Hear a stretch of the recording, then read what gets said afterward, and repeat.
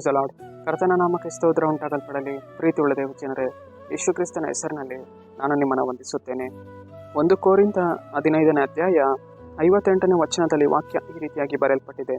ಸ್ಥಿರಚಿತ್ತರಾಗಿಯೂ ನಿಶ್ಚಲರಾಗಿಯೂ ಇರ್ರಿ. ನೀವು ಕರ್ತನ ಸೇವೆಯಲ್ಲಿ ಪಡುವ ಪ್ರಯಾಸವು ನಿಷ್ಫಲವಾಗುವುದಿಲ್ಲವೆಂದು ತಿಳಿದು ಕರ್ತನ ಕೆಲಸವನ್ನು ಯಾವಾಗಲೂ ಅತ್ಯಾಸಕ್ತಿಯಿಂದ ಮಾಡುವವರಾಗಿರಿ ಎಂದು ವಚನ ಬರೆಯಲ್ಪಟ್ಟಿದೆ.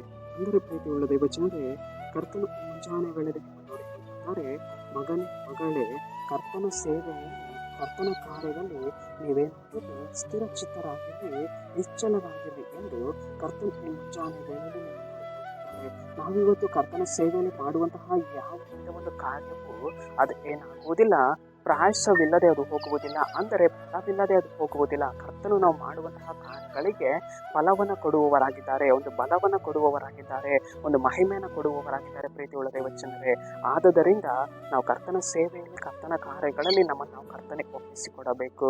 ಕರ್ತನೆ, ಈ ಒಂದು ಸೇವೆಯ ಮಾರ್ಗದಲ್ಲಿ ನೀನು ಬಲಪಡಿಸು ಸ್ವಾಮಿ, ನಿನ್ನ ಕೃಪೆಯಿಂದ ನನ್ನ ತುಂಬಿಸು ಸ್ವಾಮಿ ಎಂದು ಹೇಳುವಾಗ, ಕರ್ತನು ತನ್ನ ಕೃಪೆಯಿಂದ ನಮ್ಮನ್ನು ತುಂಬಿಸಿ, ತನ್ನ ಬಲದಿಂದ ನಮ್ಮನ್ನು ತುಂಬಿಸಿ, ಅನುದಿನವೂ ಸುವಾರ್ತೆಯ ಮಾರ್ಗದಲ್ಲಿ ನಮ್ಮನ್ನು ಹೆಚ್ಚಾಗಿ ಉಪಯೋಗಿಸುವುದಕ್ಕೆ ಶಕ್ತನಾಗಿದ್ದಾನೆ. ಪ್ರೀತಿ ಉಳ್ಳ ದೇವ ಜನರೇ, ಆತನು ನಮ್ಮನ್ನು ಪವಿತ್ರಾತ್ಮನಿಂದಲೂ ಬಲದಿಂದಲೂ ಅಭಿಷೇಕಿಸಿ ತನ್ನ ಕಾರ್ಯದಲ್ಲಿ ನಮ್ಮನ್ನು ಸಮರ್ಥನನ್ನು ಮಾಡೋದಕ್ಕೆ ಆತನು ಶಕ್ತನಾಗಿದ್ದಾನೆ.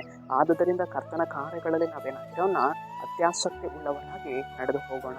ಸರಿ, ನಾವು ಪ್ರಾರ್ಥಿಸೋಣ. ಅಪ್ಪ ಕರ್ತನೆ, ನಿನಗೆ ಸ್ತೋತ್ರ ರಾಜ. ಈ ಮುಂಜಾನೆ ವೇಳೆಯಲ್ಲಿ ಕರ್ತನೆ, ಈ ವಾಕ್ಯ ಭಾಗ ಸಂದೇಶವನ್ನು ನೋಡ್ತಾ ಇರುವ ಜನಗಳನ್ನು ಸಂಧಿಸು. ನಿನ್ನ ಜನರ ಜೀವಿತದಲ್ಲಿ ದೇವರೇ, ನಿನ್ನ ಸುವಾರ್ತೆನ ಹೇಳುವಂತಹ ವಿಷಯದಲ್ಲಿ ಕರ್ತನೆ, ಅಪ್ಪ ನಾವು ಪಡುವಂತಹ ಪ್ರಯಾಸವು ಅದು ವ್ಯರ್ಥವಾಗಿ ಹೋಗುವುದಿಲ್ಲ ಅಂತ ನೀನು ಹೇಳಿದಕ್ಕಾಗಿ ಸ್ತೋತ್ರ. ನೀನು ನಮ್ಮನ್ನು ಬಲಪಡಿಸಿ ನಡೆಸುವುದಕ್ಕಾಗಿ ಸ್ತೋತ್ರ, ಬಲ ಕೊಡುವುದಕ್ಕಾಗಿ ಸ್ತೋತ್ರ. ನಜರೇತಿನ ಯೇಸುವಿನ ನಾಮದಲ್ಲಿ ತಂದೆಯೇ, ಆಮೆನ್.